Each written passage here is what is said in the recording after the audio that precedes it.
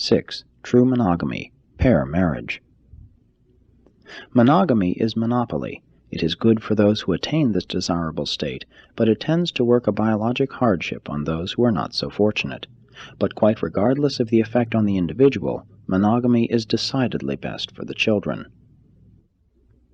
The earliest monogamy was due to force of circumstances, poverty.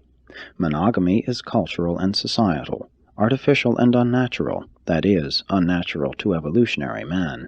It was wholly natural to the purer Nodites and Adamites, and has been of great cultural value to all advanced races. The Chaldean tribes recognized the right of a wife to impose a premarital pledge upon her spouse not to take a second wife or concubine. Both the Greeks and the Romans favored monogamous marriage.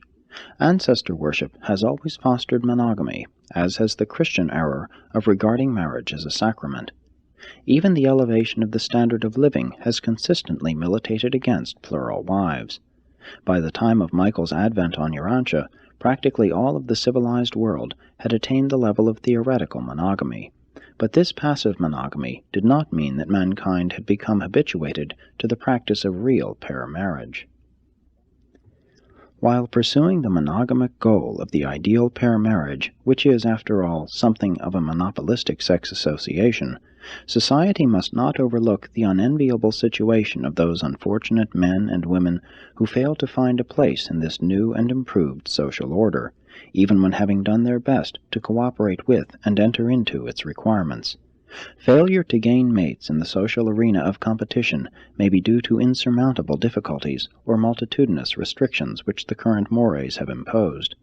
True, monogamy is ideal for those who are in, but it must inevitably work great hardship on those who are left out in the cold of solitary existence.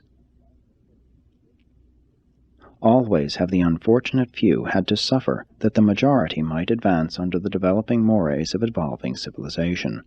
But always should the favored majority look with kindness and consideration on their less fortunate fellows, who must pay the price of failure to attain membership in the ranks of those ideal sex partnerships which afford the satisfaction of all biologic urges under the sanction of the highest mores of advancing social evolution. Monogamy always has been, now is, and forever will be the idealistic goal of human sex evolution. This ideal of true pair marriage entails self-denial, and therefore does it so often fail just because one or both of the contracting parties are deficient in that acme of all human virtues, rugged self-control. Monogamy is the yardstick which measures the advance of social civilization as distinguished from purely biologic evolution. Monogamy is not necessarily biologic or natural, but it is indispensable to the immediate maintenance and further development of social civilization. It contributes to a delicacy of sentiment, a refinement of moral character, and a spiritual growth which are utterly impossible in polygamy. A woman never can become an ideal mother when she is all the while compelled to engage in rivalry for her husband's affections. Pair marriage favors and fosters that intimate understanding and effective cooperation which is best for parental happiness, child welfare, and social efficiency. Marriage, which began in crude coercion, is gradually evolving into a magnificent institution of self-culture, self-control, self-expression, and self-perpetuation.